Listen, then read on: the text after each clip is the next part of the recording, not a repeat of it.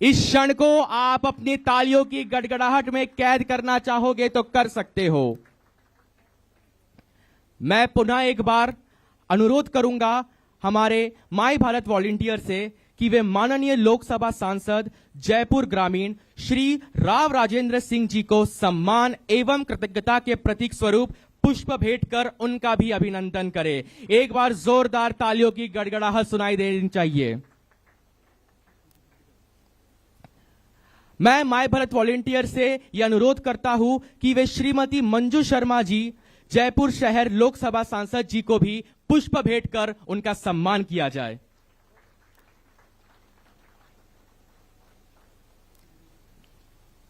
हमारे बीच मौजूद है अंतर्राष्ट्रीय स्तर की खिलाड़ी पूजा सिहाग जी, जिनका सम्मान किया जाए माय भारत वॉलंटियर द्वारा पुष्प भेंट कर।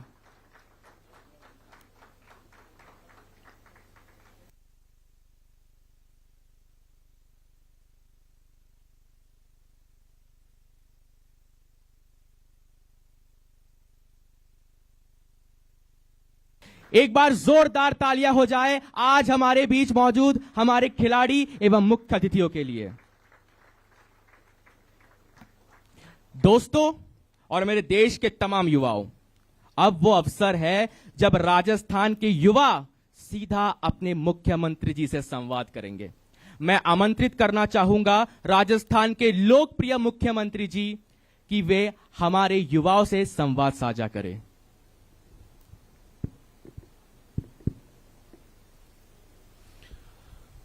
बहुत बहुत धन्यवाद। आज आप इस युवा संवाद में आप सभी का स्वागत है। खेलो इंडिया ये संवाद हमारे युवाओं को प्रेरित करने के लिए आज हमारे देश के यशस्वी प्रधानमंत्री नरेंद्र मोदी जी ने पूरे देश के अंदर सभी राज्यों में यह कार्यक्रम आयोजित किया है। आप सभी ये जानते हैं कि युवा हमारा गौरव है। विकसित भारत की कल्पना ये युवाओं के बिना नहीं की जा सकती। विकसित भारत 2047 में युवाओं का बहुत बड़ा योगदान है और उसे लेकर के प्रधानमंत्री जी ने आप सभी से संवाद किया है और ये संवाद चलता रहता है। आज मैं कुछ युवाओं से यहां, क्योंकि जब से हमारी सरकार आई है हमने युवाओं का हर क्षेत्र में भागीदारी के लिए काम किया है। हमारे 3 बजट आए हैं। हमने बजट से पहले युवाओं की सरकार से इच्छा और अपेक्षा क्या है, इसके लिए हमने युवाओं के ग्रुप को बजट से पहले बुला करके कि आखिरकार वो सरकार से क्या चाहते हैं, वो किस तरह से आगे बढ़ना चाहते हैं। लगातार हमने तीनों बजटों में युवाओं की सहभागिता से काम किया है और उसमें मैं हमेशा कहता हूं कि ये टैलेंट उम्र का मोहताज नहीं होता है। एक अच्छी और एक विजन के साथ अच्छा सुझाव एक मेरा 15 साल, 16 साल, 17 साल, 18 साल का युवा भी दे सकता है। और उन युवाओं के जब मैंने सुना तो उनके विचार आए, तो आप देखोगे हमने हर बजट में युवा ने जो हमें सजेस्ट किया और उनके जो विचार आए उनके अनुरूप हमने तीनों बजटों में हमने प्रावधान भी किया है। क्योंकि युवा का सपना जो होता है और उस सपने को साकार करने के लिए जो उसको आवश्यकता होती है, वो निश्चित रूप से हमारा दायित्व बनता है, चाहे हमारे केंद्र की सरकार हो, राज्य की सरकार हो, हम उसको कैसे पूरा कर सकते हैं। युवा विभिन्न क्षेत्रों में जाने वाला होता है और उसी विभिन्न क्षेत्रों की जब हम बात करते हैं तो आज एथलेटिक्स में हमारी बहन है लक्षिता, किधर है? तो मैं आपसे पूछूंगा कि आपके विचार, आपके अनुसार देश में खेलों को बढ़ावा देने के लिए सबसे जरूरी बदलाव क्या होना चाहिए? नमस्ते सर। सो आई थिंक मेरा एक सजेशन है कि जो ग्राउंड लेवल पे जो भी नोट करना मतलब भैया। जो ग्राउंड लेवल पे जो एथलीट्स हैं उन्हें अच्छी बेटर फैसिलिटीज़ मिले, लाइक उन्हें और अपॉर्चुनिटीज़ मिले। जो गरीब घर के बच्चे हैं जिनके पास जो इक्विपमेंट्स अफोर्ड नहीं कर सकते, जो ट्रेनिंग अफोर्ड नहीं कर सकते, कुछ लोग कोचिंग अफोर्ड नहीं कर सकते, तो ऐसे नॉर्मल मिडिल क्लास घर के बच्चों के लिए I think better facilities, equipments और कोचेज अलॉट करने जाने चाहिए। बहुत अच्छा बेटा, बहुत अच्छा।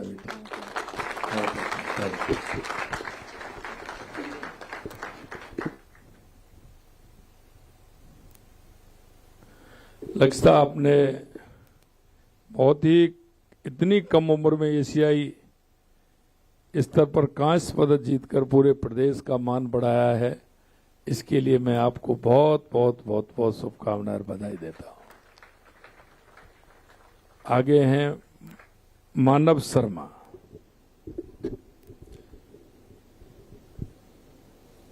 मानव जी। आदरणीय मुख्यमंत्री जी, मैं आपसे एक क्वेश्चन करूंगा कि आपके क्षेत्र में, क्योंकि आप एथलेटिक्स में, आपके क्षेत्र में खेल प्रतिभाओं को आगे बढ़ने में सबसे बड़ी, उनको तो मैंने बताया, आप बताइए कि कैसे कर सकते हैं, लेकिन आपको मैं ये पूछ रहा हूं क्योंकि आप आगे गए कि क्या क्या परेशानी आपको आती है? सर परेशानी सबसे पहले तो फाइनेंशियली आती है, क्योंकि सारे जितने भी खिलाड़ी रहते हैं जो कोई बड़े घर से नहीं रहते हैं, सारे मिडिल क्लास फैमिलीज रहते हैं। बट आपकी सरकार जो है सर पहले से ही हमको बहुत सारी सुविधाएं प्रदान कर रखी हैं हमारे लिए। बस हमारा आपसे एक अनुरोध है कि जो जो सुविधाएं आपने हमको प्रदान कर रखी हैं उसको थोड़ा सा और उसका स्तर और अच्छा किया जाए, तो हम और हमारे जो भाई हैं छोटे जो आगे आएंगे, जो मेडल लेके आएंगे, वो आगे और अच्छा कर सकें। सर देखो, ये तो आपने बताया है, उसमें हम लगातार कर रहे हैं, वो भी मैं आपको जब मेरा उद्बोधन होगा उसमें मैं बताऊंगा जी कैसे हमने किया है। लेकिन मैं आपसे जो मैंने पूछा है, आपको क्या क्या परेशानी आई? क्योंकि आने वाले हर युवा के साथ जो आपको परेशानी आई वो हर युवा के साथ है, तो हम चाहते हैं कि उनका समाधान हो।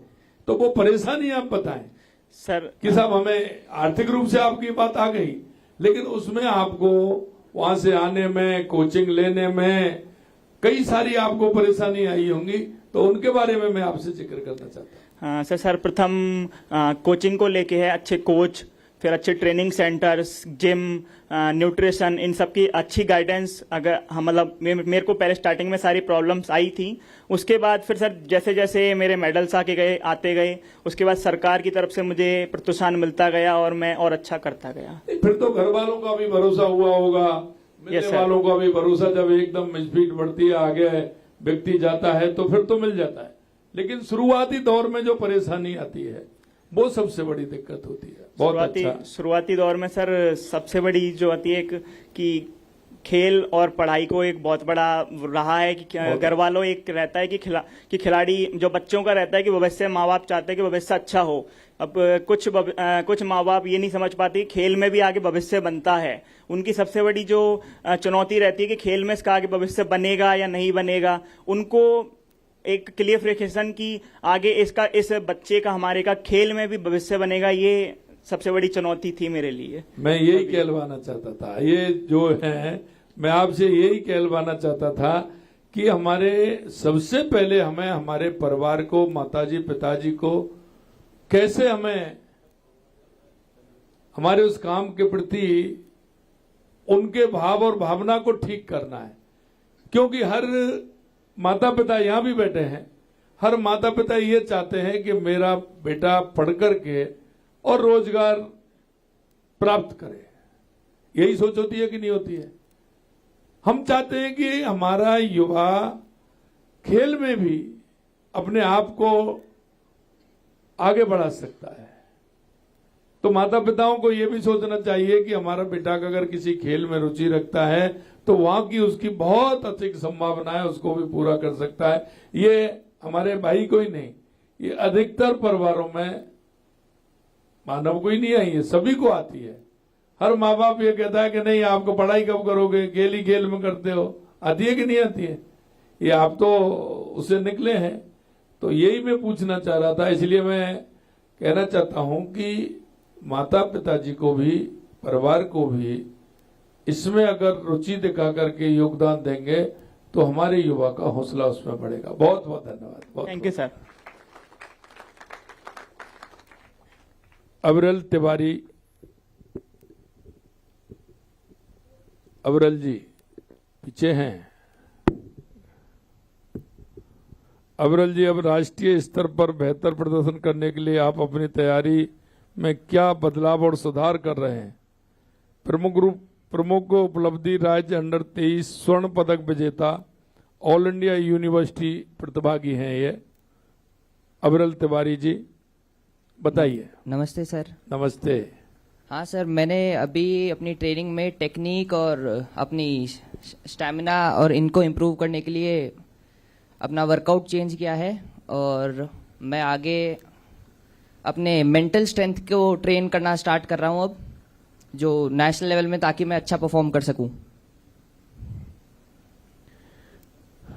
आप बताइए, स्कूल और कॉलेज स्तर पर खेलों को और बढ़ावा देने के लिए आपका क्या सुझाव है?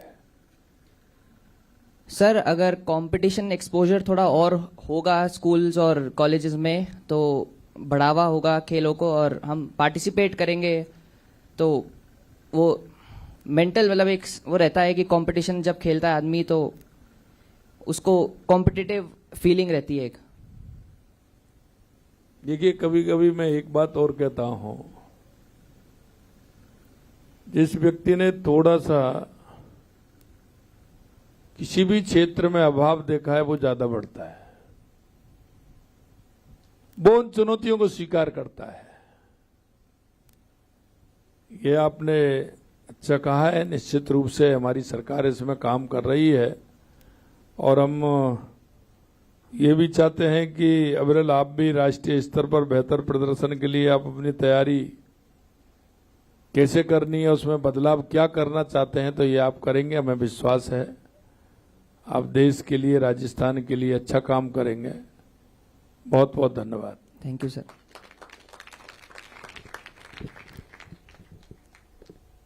एक हमारी बेटी है भूमिका पारीक, किधर है? Good morning sir. जी बताएं भूमिका जी। जी सर। आपसे मेरा है कि खिलाड़ियों को बेहतर प्रशिक्षण, सुविधाएं, मार्गदर्शन देने के लिए क्या किया जाना चाहिए? सर, सबसे पहले तो लोगों को बताना चाहिए कि स्पोर्ट्स के भी बहुत सारे बेनिफिट्स होते हैं पढ़ाई के अलावा, और लोगों को जागरूक करना चाहिए कि आप स्पोर्ट्स में खेलोगे तो आप बहुत आगे जा सकते हो। जितना आप पढ़ाई से नहीं जा सकते उतना आप स्पोर्ट्स में भी आगे जा सकते हो, और स्पोर्ट्स से आपकी मेंटल और फिजिकल हेल्थ दोनों बेटर रहती है। आपके जीवन में स्पोर्ट्स में आने के लिए किसकी प्रेरणा आपको मिली है? सर, मेरी मोस्ट प्रेरणा मेरी मदर है। She is also a player, she is a basketball national champion. बहुत अच्छा, बहुत अच्छा। आपने कितने आपके छोटे भाई बहन युवाओं को प्रेरित करने का काम किया है? सर मैंने मेरे दोस्त है और जो मेरे कजन्स हैं मैंने उनको भी बहुत बताया है कि तुम खेलो, दिन में ज़्यादा टाइम नहीं तो 1 घंटा खेलो, मतलब कुछ भी करो, तुम्हें जो खेल पसंद है तुम वो खेलो। और मेरा छोटा भाई है, उसको मैं मेरे साथ लेकर मैं खिलाने लग गई हूँ, वो भी अब प्लेयर है बहुत बड़ा। नहीं, लेकिन आपने कहा कि ज्यादा नहीं, 1 घंटे खेलो। सर हैबिट धीरे धीरे बनती है, तो आप अच्छा। 1 घंटा खेलोगे फिर और पसंद आएगा तो ज्यादा। नहीं, कहीं उसमें हैबिट का कारण है या कोई दूसरा भी कारण है? सर मेन चीज तो ये है कि पेरेंट्स एनकरेज नहीं करते बच्चों को कि भाई तुम खेलो, वो कहते हैं बस पढ़ो, तो पढ़ाई यही के मैं साथ कहना चाह साथ रहा खेल था भी कि सर। कारण हैबिट का नहीं है, कारण ये है कि पेरेंट्स उसको 1 घंटे या 2 घंटे की छूट देते हैं, बाकी कहते हैं कि पढ़िए, यही आता है ना। जी सर।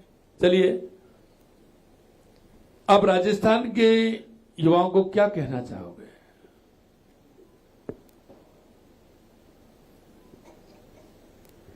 युवा भाई बहनों को आप क्या कहोगे? आप पढ़ाई के साथ साथ खेल भी जरूरी है। Rajasthan is coming from the rural area, most उसमें रूरल एरियाज है, तो उसमें पढ़ाई ज्यादा इंपॉर्टेंट है खेल की बजाय, तो खेलो और देश को आगे बढ़ाओ।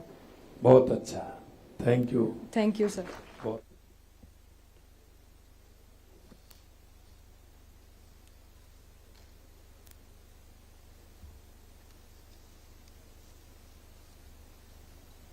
बोलिए भारत माता की।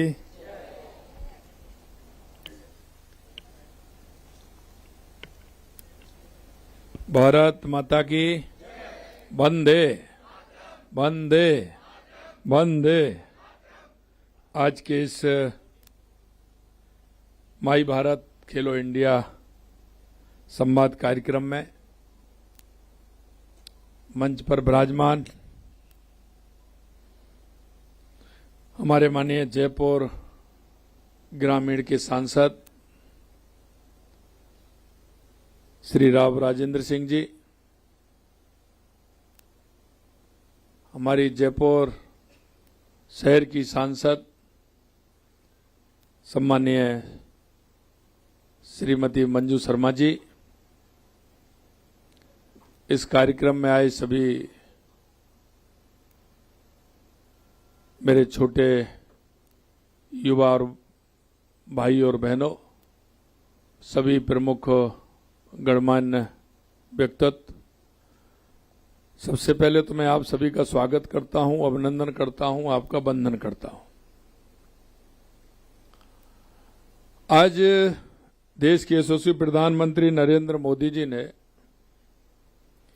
पूरे देश के अंदर जिस तरह का संवाद रखा है, मित्रों,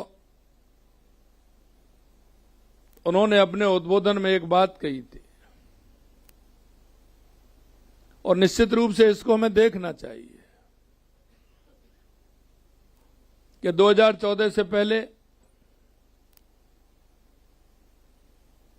देश के अंदर कितने मेडल आते थे। हमें ध्यान था जब हम पढ़ते थे, उसके बाद जब कोई भी खेल अंतर्राष्ट्रीय स्तर पर होते थे तो उस सूची को ऊपर से पढ़ने में तो कोई फायदा नहीं होता था, हम नीचे से पढ़ते थे। ये मैं नहीं कह रहा हूं, ये अधिकतर कहते थे कि उसको नीचे से पढ़ा जाता था कि कहीं नीचे से ही कोई एक आध जगह कहीं नाम कांस्य पदक में, रजत पदक में कहीं कोई आ जाए, स्वर्ण की तो कोई बात ही नहीं होती थी। लेकिन 2014 के बाद देश के यशस्वी प्रधानमंत्री नरेंद्र मोदी जी ने उस मिशन को तोड़ते हुए लगातार आप देख रहे हैं कि हमारे युवा किस तरह से लगातार मेडल लेकर के आ रहे हैं। मैं ऐसे उन सभी युवाओं को आज इस संवाद के माध्यम से मैं उनको बहुत बहुत बधाई और शुभकामनाएं देता हूं। आप सभी ये भी जानते हैं कि 2014 के बाद युवाओं को लेकर के हमारे प्रधानमंत्री जी ने कई तरह के नीति भी बनाई है और उसके माध्यम से हमारा युवा कैसे आगे बढ़े, लगातार उसके लिए काम किया है। और आज माई भारत का एक अभिनय कार्यक्रम जो प्रारंभ देश के अंदर हुआ है, उसमें लगातार युवा जुड़ रहे हैं। आज का ये संवाद कार्यक्रम राष्ट्रीय खेल दिवस के उपलक्ष्य में आयोजित किए जा रहे कार्यक्रमों का एक हिस्सा है। आने वाले 29 तारीख को राष्ट्रीय खेल दिवस हॉकी के जादूगर कहे जाने वाले मेजर ध्यानचंद जी को समर्पित है। मैं उन्हें भी श्रद्धापूर्वक नमन करता हूं कि उन्होंने उस समय देश का गौरव बढ़ाने का काम किया था। साथियों, माई भारत खेलो इंडिया संवाद कार्यक्रम की प्रेरणा हमारे देश के यशस्वी प्रधानमंत्री नरेंद्र मोदी जी की रही है। ये हम सबका सौभाग्य है कि आज हमें उनका भी मार्गदर्शन मिला है और उन्होंने स्पष्टता से कहा है कि हम हमारे युवाओं को दिशा देने के लिए, युवाओं को आगे बढ़ाने के लिए हम किसी तरह की कोर कसर नहीं छोड़ेंगे। और उन्होंने इसलिए 36,000 करोड़ रुपए का बजट उसमें दिया है, जो आज के इतिहास में सबसे अलग है। और मैं युवाओं से भी कहना चाहता हूं कि आप अपने युवाओं को धैर्य, आत्मविश्वास और अथक परिश्रम से विकसित भारत में उसको सबसे बड़ी भूमिका निभानी है। उनका मानना यह भी है कि जब युवा शक्ति सही दिशा में अगर लगेगी, सही उसके संस्कार होंगे, अनुशासन होगा, एक स्पष्ट उद्देश्य के साथ आगे बढ़ती है, तो देश नई ऊंचाइयों को छुएगा। क्योंकि युवा स्वयं सेवा, कौशल विकास का नेतृत्व, नागरिक भागीदारी के अवसर प्रदान करता है, राष्ट्र निर्माण में सक्रिय भूमिका निभाता है। माई भारत डिजिटल प्लेटफॉर्म शुरू इसलिए किया है कि उस पर जुड़ करके ज्यादा से ज्यादा हमारे युवाओं को एक दिशा मिले, वो दिशा मिले जो दुनिया को आगे बढ़ाने की हो। मेरे युवा साथियों, क्योंकि हम युवा दिवस जब 12 जनवरी को मनाते हैं तो स्वामी विवेकानंद जी को हम याद करते हैं। स्वामी विवेकानंद जी ने देश दुनिया में जाकर के किस तरह का भारत का नेतृत्व किया, भारत का पक्ष रखा, अपनी संस्कृति का और अपने विचार को पहुंचाया। और उस समय जब उन्होंने कहा था 1893 में कि 21वीं सदी भारत की होगी, और आप देख सकते हैं कि 21वीं सदी भारत की उस नरेंद्र ने कहा था, और ये नरेंद्र बना रहे हैं। मेरे युवाओं, क्योंकि जब 2014 से पहले जो सरकारें थीं, आपकी उम्र 12 साल, 13 साल, 11 साल, 14 साल होगी। आज आपकी उम्र 22 साल, 23 साल, 24 साल, 21 साल की उम्र आपकी हुई है। लेकिन उससे ज्यादा उम्र वाले लोगों से आप बैठिए, क्या उस समय देश के हालात क्या थे, क्या स्थिति थी, देश किस दिशा में जा रहा था। युवा ने अपना सपना देखना बंद कर दिया कि क्या होगा आखिरकार। देश के लोग सोचने लग गए थे कि हमारा देश कैसे आगे बढ़ेगा।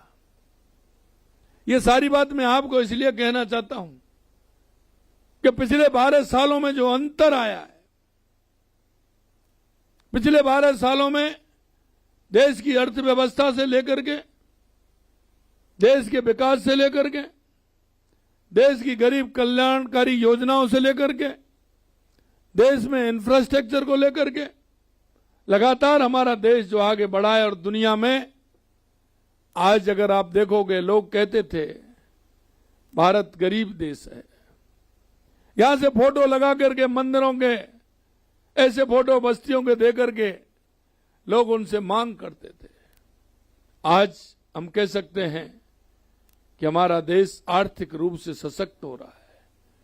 जब हम 12वें पायदान पे 11वें पायदान पर थे, आज हम चौथे पायदान पर आ गए। आर्थिक रूप से अर्थव्यवस्था में हम चौथे स्थान पे हैं। आने वाले समय में हम तीसरे स्थान पर आने वाले हैं, यानी कि दुनिया की तीसरी महाशक्ति बनने वाले हैं। ये अगर हमें देखने को मिला तो देश के यशस्वी प्रधानमंत्री नरेंद्र मोदी जी के नेतृत्व में मिला। और मैं आपसे यही कहना चाहता हूं कि हमें युवाओं को दिशा देने के लिए युवा को दिशा तय करनी है। युवा किस दिशा में जाना चाहता है, युवा सरकार से क्या अपेक्षा इच्छा करता है, युवा अपने माता पिता से क्या इच्छा और अपेक्षा करता है। मेरे युवा साथियों, इस देश के निर्माण में आपका बहुत बड़ा योगदान है। और आज हम कह सकते हैं कि यह भारत है, युवा भारत है। आज इसमें देश की आबादी 65% युवाओं की है, जो 35 साल से नीचे हैं। उससे हम लगता है कि आज दुनिया में अगर देखोगे, मैं कई जगह कई देशों में जाने का मुझे अवसर मिला है, वहां युवाओं की कमी है। और आज हमारा भारत युवा भारत है। इसलिए विकसित भारत 2047 में आपका बहुत बड़ा योगदान है। लेकिन आपको तय करना पड़ेगा कि आप किस दिशा में जाना चाहते हैं, क्योंकि देश का निर्माण हर दिशा में होता है, हर व्यक्ति के द्वारा होता है। इसलिए आपको दिशा भी तय करनी है कि मुझे क्या बनना है, क्या करना है, कैसा करना है, जहां जाना है मुझे, मेरा नेतृत्व कैसा होगा। किसी भी क्षेत्र में जाने के लिए हमको कुछ बातें याद रखनी होंगी। उनको याद रखते हुए हम आगे बढ़ें। माई भारत केवल पोर्टल नहीं, बल्कि अमृत पीढ़ी के सामर्थ्य को विकसित भारत के संकल्प से जोड़ने का सशक्त माध्यम है। जैसा मैंने कहा कि हमारा युवा जो सोचता है उसका वो सपना पूरा होना चाहिए। लेकिन सपने के लिए सपने रात वाले नहीं होने चाहिए। सपना वो होता है, सोने पे सपना आता है, वो सपना नहीं होता है। सपना वो होता है जो सोने नहीं देता है। और जिस दिन आपका सपना, आपका विजन उस दिन ये आ गया कि वो आपको सोने नहीं देता है, मैं ये गारंटी से कह सकता हूं कि जो आप बनना चाहते हैं, करना चाहते हैं, आपको दुनिया की कोई ताकत नहीं रोक सकती। उसमें इतना है, क्योंकि जब हमारी दृढ़ इच्छा शक्ति मजबूत होगी तो उस काम को हम कर पाएंगे। मैं जब युवा संवाद होते हैं तो मैं कहता हूं, क्योंकि जब मेरा युवा 22-21 साल का आता है तो उसके मन में भ्रमितता रहती है, क्योंकि वो देखता है, दोस्तों के साथ बैठता है, घर वालों के साथ बैठता है, रिश्तेदारों से चर्चा होती है। कोई कहता है ये कर लीजिए, कोई कहता है ये कर लीजिए, कोई कहता है ये कर लीजिए। घर में ही 2 ग्रुप हो जाते हैं। वो कहता है कि आपको ये करना चाहिए। विषय लेने में भी हो जाते हैं। जब हम आगे बढ़ते हैं तो विषय लेने में भी हो जाते हैं कि ये विषय लीजिए, ये विषय लीजिए। मैं हमेशा अभिभावकों से कहता हूं कि ये आपका विषय नहीं है, ये वो मेरे युवा का विषय है, उस पर छोड़ दीजिए। वो क्या करना चाहती है, क्या करना चाहता है, उस पर छोड़िए और उससे कहिए आप आगे बढ़िए, जिससे कि उसको मजबूती मिले, उसको ताकत मिले, उसके सपनों को पूरा करने की और वो आगे बढ़े। इसके लिए उसके ऊपर उसे छोड़ना चाहिए। और ये मैं कई बार कहता भी हूं। मित्रों, हम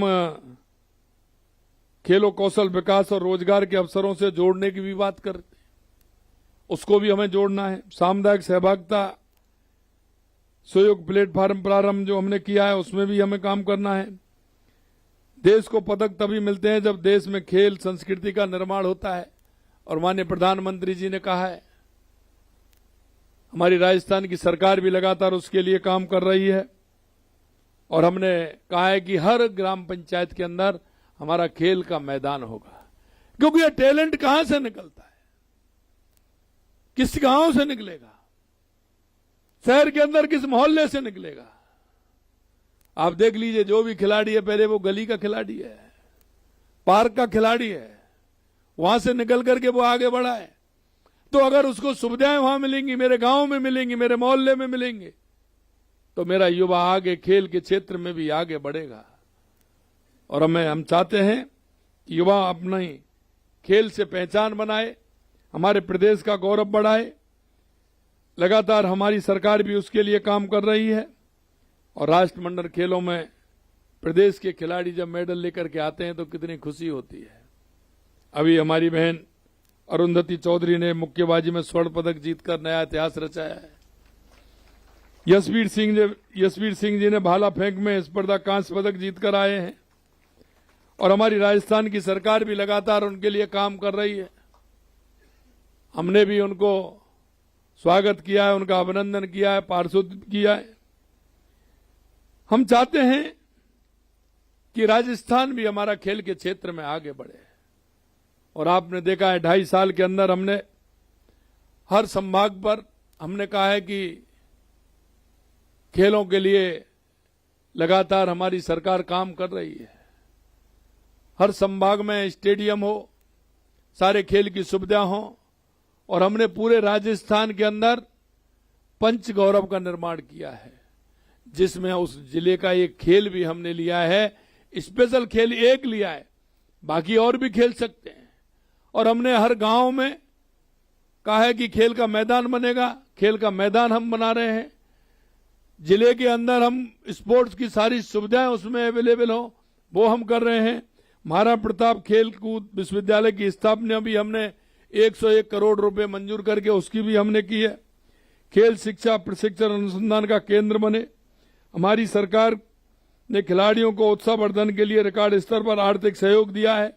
और अब तक हमने 3,540 खिलाड़ियों को लगभग 52 करोड़ रुपए का हमने उनको प्रोत्साहन राशि हमने दी है।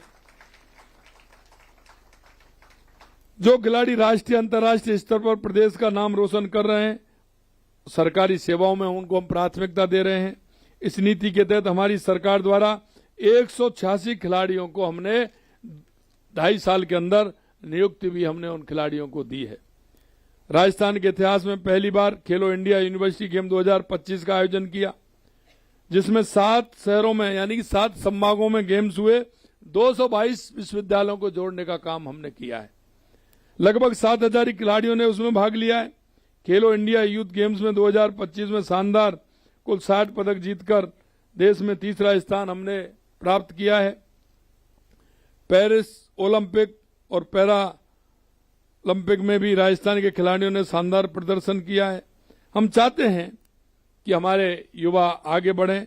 पिछले 2 वर्ष में खेल उपकरणों के लिए लगभग जो हमसे खिलाड़ियों ने इच्छा और अपेक्षा जताई, उसके लिए हमने 18 करोड़ रुपए के इक्विपमेंट उनको उपलब्ध कराने का काम हमारी सरकार ने किया है। और हम चाहते हैं कि हमारे युवाओं को किसी तरह की परेशानी नहीं हो, उसके लिए लगातार हम काम कर रहे हैं। और आपने देखा है कि युवाओं को प्रदेश में 50 खेलो इंडिया केंद्र स्थापित किए गए हैं। नियमित प्रशिक्षण खेल सामग्री और प्रशिक्षकों को सुविधाएं उपलब्ध कराई जा रही हैं। सवाई मानसिंह स्टेडियम में एथलेटिक्स, तीरंदाजी, बॉक्सिंग के लिए सेंटर ऑफ एक्सीलेंस भी स्थापित किया जा रहा है। और चयनित खिलाड़ियों को विश्व प्रशिक्षण भी दिया जा रहा है। और हम राजस्थान युवा नीति भी लेकर के आए हैं। इसके माध्यम से युवाओं को शिक्षा, कौशल और खेल नेतृत्व का विकास, नए अवसर सृजित करें, इसके लिए भी हम काम कर रहे हैं। Rajasthan target Olympic podium scheme भी शुरू हमने की है। और इसमें लगातार अकादमियों खिलाड़ियों को मैच भत्ता भी हमने पहले 2,600 मिलता था, उसको भी बढ़ा करके हमारी सरकार ने 4,000 कर दिया है। युवा साथियों, मैं आपको विश्वास दिलाना चाहता हूं, आपके माध्यम से राजस्थान के एक युवा को विश्वास दिलाना चाहते हैं कि जो हमने आपसे वायदा किया है, खेल क्षेत्र में भी आप आगे बढ़िए। जहां आप हमसे कहोगे हम निश्चित रूप से उस काम को भी करेंगे। हमारे युवाओं को बढ़ाने के लिए हम किसी तरह की कोर कसर छोड़ने वाले नहीं हैं। अगर आप रोजगार की बात करते हैं तो लगातार हम रोजगार की स्थिति आप देख रहे हैं राजस्थान के अंदर। हमने हमारे घोषणा पत्र में कहा था कि 4 लाख हम सरकारी नियुक्ति देंगे, लेकिन हमने 1,89,000 नियुक्तियां हमने 2.5 साल में दे दी हैं। 1,22,000 के पेपर हो गए हैं या कुछ हो रहे हैं। 70,000 हमने और वैकेंसी निकाल दी है। अगर इनको जोड़ोगे तो 3,80,000 के लगभग हमारी ये बैठेंगी। अभी हम और निकालने वाले हैं। हम आपको विश्वास दिलाते हैं, क्योंकि युवाओं को हम जानते हैं कि युवा किस तरह से पिछली सरकार में परेशान रहा था। लगातार पेपर लीक होते थे। 410 पेपर हो गए, एक भी लीक हुआ क्या? 410 पेपर हमारे 2.5 साल के अंदर हुए हैं। 1,89,000 नियुक्ति पत्र हमने दे दिया। लगातार हम हर महीने तीसरे महीने रोजगार मेला आयोजित कर रहे हैं। 4.5 लाख हमने प्राइवेट स्तर पर नौकरी दी है। हमने कैलेंडर आयोजित कर दिया, कब वैकेंसी निकलेंगे, कब आपको फॉर्म भरना है, कब आपका पेपर होगा, कब आपका परिणाम आएगा, कब आपको नियुक्ति पत्र मिलेगा। पहली बार देश के अंदर ही पहली बार राजस्थान ने कैलेंडर जारी किया। जिस तरह का हमने आप देखा है कैलेंडर हमने देखा है। 12 जनवरी को हमने युवा नीति लेकर के आए थे, क्योंकि हम युवा नीति इसलिए लेकर के आए थे, कुछ हमारे युवा हैं जो स्वयं का कारोबार करना चाहते हैं। उसके लिए हमने 50 लाख से लेकर के 1 करोड़ रुपए तक का बिना ब्याज का लोन भी हम दे रहे हैं। वो अपना प्रोजेक्ट रिपोर्ट बनाए, लेकर के आए, हमारी सरकार उसको पूरी तरह से लोन दे रही है। प्रधानमंत्री जी ने कहा कि युवाओं का भरोसा कौन करता है? 21, 22 साल, 23 साल के युवा पर। जब वो ये कहेगा मैं 50 लाख की फैक्ट्री लगा रहा हूं, तो घर वाले भी कहेंगे क्या कह रहे हो आप? अगर किसी पड़ोसी से मांगोगे, किसी रिश्तेदार से बात करोगे, तो वो भी कहेगा भैया 50 लाख। भले कितना भी नजदीक है, लेकिन एक बार तो कहेगा 20, 22, 25 साल के युवा को देकर के क्या करना है? विश्वास करता है क्या कोई? बताइए। लेकिन हमारे प्रधानमंत्री जी विश्वास करते हैं ना। हमारी सरकार ने कहा है कि 50 लाख से लेकर के 1 करोड़ रुपए तक हमारे युवा को हम देंगे। युवा हमारी ताकत है, युवा हमारा विकसित भारत की नींव है। इसलिए हमने कहा हमारे युवाओं को हम देंगे। आप प्रोजेक्ट रिपोर्ट बना करके लाइए, पूरी तरह से करिए, आप आगे बढ़िए। और राजस्थान पोटेंशियल है, राजस्थान में बहुत आवश्यकताएं अभी हम चाहते हैं। हमने नीति आयोग के माध्यम से एक योजना बनाई है बाढ़ विकास और ग्राम विकास की। उसमें हम चाहते हैं कि हमारी प्रोसेसिंग यूनिटें लगे, कोल्ड चेन बने, डेयरी भी आए, गोडाउन भी बने और ट्रांसपोर्ट का काम भी हो, जिससे कि हमारे युवाओं को उसके माध्यम से रोजगार मिल जाए। आज हम देखते हैं राजस्थान में कई तरह के उत्पादन होते हैं, लेकिन प्रोसेसिंग यूनिट यहां नहीं है। मैं प्रवासी राजस्थानियों से भी जाता हूं वहां, उनसे भी कहता हूं कि आप आइए राजस्थान में यूनिट लगाइए, जिससे मेरे राजस्थान के युवाओं को रोजगार मिले। मेरे भाइयों, मैं आपसे इतना ही कहना चाहता हूं कि लगातार हमारी सरकार युवाओं को संबल देने के लिए लगातार काम कर रही है। आप सबसे मेरा यही निवेदन है कि आप आएं, आप क्या करना चाहते हैं, आपको क्या करना है, दृढ़ इच्छा शक्ति से उस काम के लिए आगे बढ़ें। पूरी तरह से हमारी सरकार आपके हर सहयोग के लिए तैयार है। आज इस कार्यक्रम में माननीय प्रधानमंत्री जी का मार्गदर्शन मिला है और प्रधानमंत्री जी ने कहा है, तो निश्चित रूप से हर क्षेत्र में हम काम करेंगे तो हमारा राजस्थान भी आगे बढ़ेगा, हमारा भारत भी आगे बढ़ेगा। हम विकसित राजस्थान के लिए, विकसित भारत के लिए मैं राजस्थान के सभी युवाओं से आह्वान करना चाहता हूं कि आइए, हमारे इस राजस्थान को बढ़ाइए, हमारे देश को बढ़ाइए। हमारी ये डबल इंजन की सरकार आपके लिए पूर्ण रूप से तैयार है। आप सभी का बहुत बहुत धन्यवाद। जय हिंद, जय भारत, जय राजस्थान।